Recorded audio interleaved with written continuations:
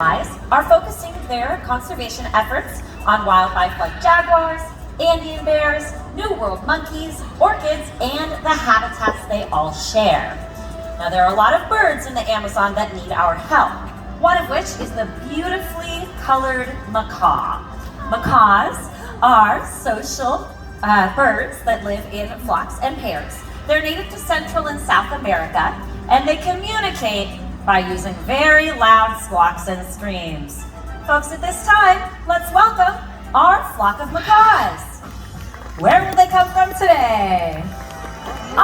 First off, we've got Sierra and Azul, our blue and gold macaws, making their way across. Beautiful birds, a part of the flock that helps to open the San Diego Zoo every single morning. Some of you may have been able to see them just today.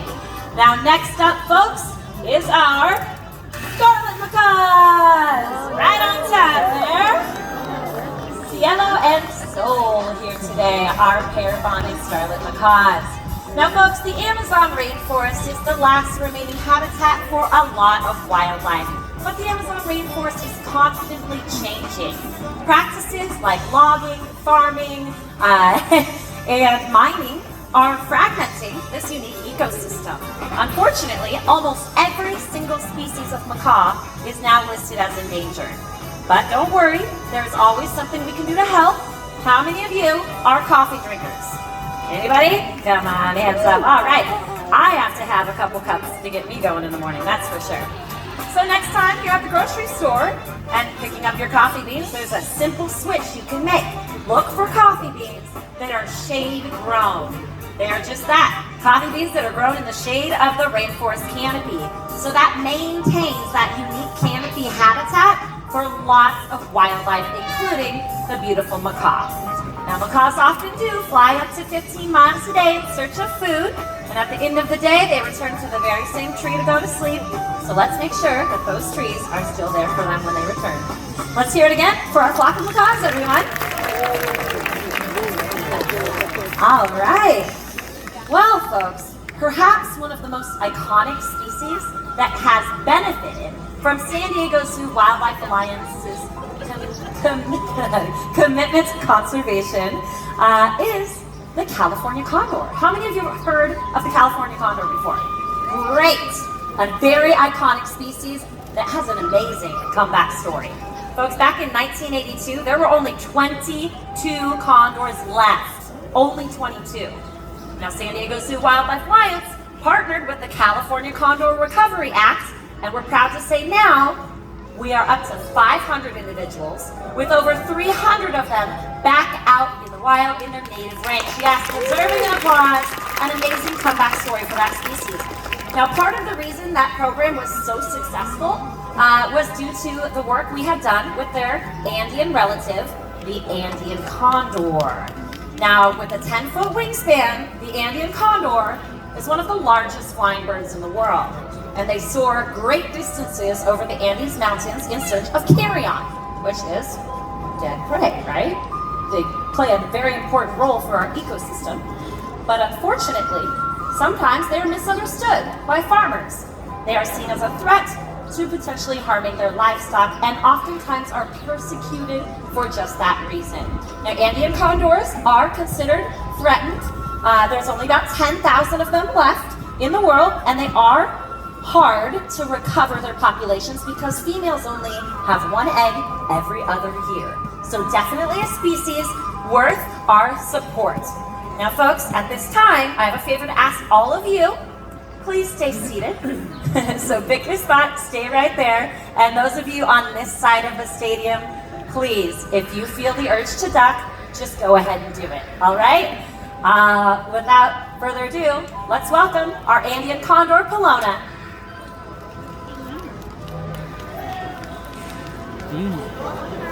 Over there. Nice.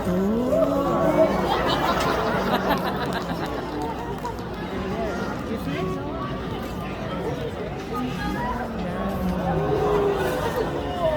Oh, she can all that.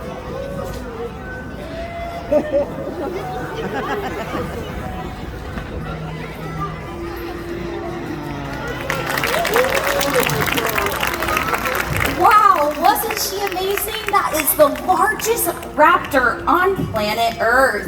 That was Polona, our Andean condor. I'm Victoria, haven't introduced myself yet.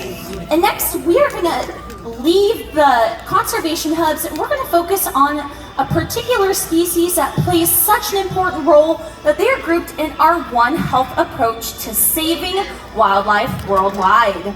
Now, how the health of people, the wildlife, and the environment are all interconnected. Our planet can only thrive when all life thrives. And our next ambassador does just that by helping other species. Now, the canine has a long history of helping humans through being companions, guardians, and service animals. But more recently, they've helped in conservation and research science. Does anyone recall the wildfires in Australia a couple years ago? Yeah, absolutely devastating.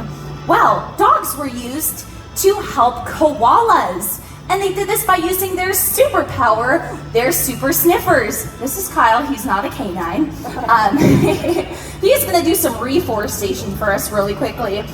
And dogs have a sense of smell anywhere between 10,000 to 100,000 times greater than our own.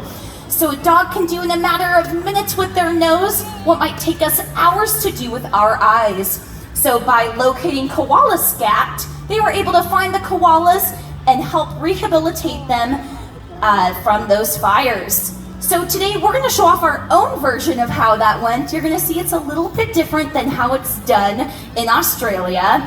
But without further ado, I would like to welcome our canine, Elvis. Here he goes at supersonic speed, avoiding all obstacles in his path. He's probably going to find it right away. Oh, he already missed it, but he knows it's over there. Using his nose, he is looking for a lemon scent found on a koala. Oh my gosh. He is in the wrong spot, but he is determined. There may also be a bird peanut up there. Oh, do you need help? I think you might need help, Darby. It might be in the tall branch at the very end there, hidden behind a leaf. We'll see if he can do it. And he found it! And this is not what our team of koala dogs does. I think he forgot what he was doing for a minute. But this here is Elvis. You can see he has a lot of energy and he would make a horrible koala dog. This is why San Diego Zoo Wildlife Alliance did not choose to send him to Australia. But instead he plays an important role here, and I'll get more into that in just a moment. But canines are doing a lot of great work helping vulnerable species, not only in Australia, but right here in our own backyard as well. We have a team of frog dogs, one of which is a Chihuahua, believe it or not. Chihuahuas in conservation that help find the critically endangered mountain yellow-legged frog. Reuniting them in hopes to extend their population. So really excited about the work done here in the Southwest. And in Africa, canines are being used in all different ways. In anti-poaching efforts, they're also being used to help protect cheetahs. The Cheetah Conservation Fund does a really neat job with guardian breed dogs to help ward off cheetahs to save their lives.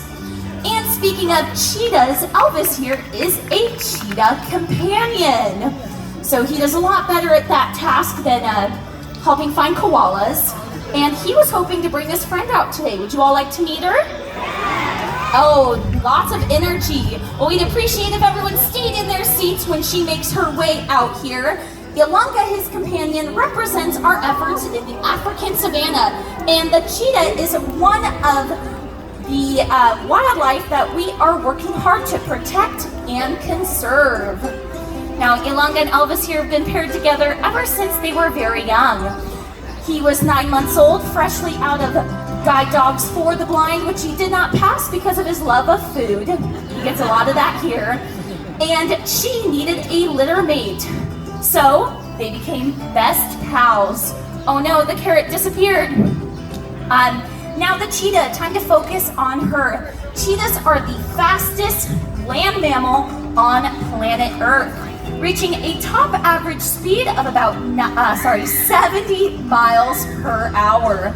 So sometimes she needs to hydrate, to reach those top speeds. But don't worry, she won't do it with Melissa and Kelly attached to her. They can't go 70. Now, even more impressively than that, their rate of acceleration 0 to 60 in just about 3.4 seconds. Most of us don't even have a vehicle that can accelerate at that rate. So incredibly impressive, the cheetah. Now, her structure is designed entirely for speed. Nothing about her is designed for power. So starting with that very small head, she needs to be aerodynamic. She doesn't need a big wobbly head. The lion, who she shares habitat with, their skull is mostly dedicated to their jaw, right? Very powerful jaws, enormous teeth. The cheetah skull is all designed around the nasal cavity, right? She's a sprinter. She needs to get oxygen. The stripes on her face, those are called malar stripes. We call them her Serengeti sunglasses. I know, the water tastes good today. And those are going to help deflect the sunlight, giving her incredible daytime vision, because unfortunately, because the cheetah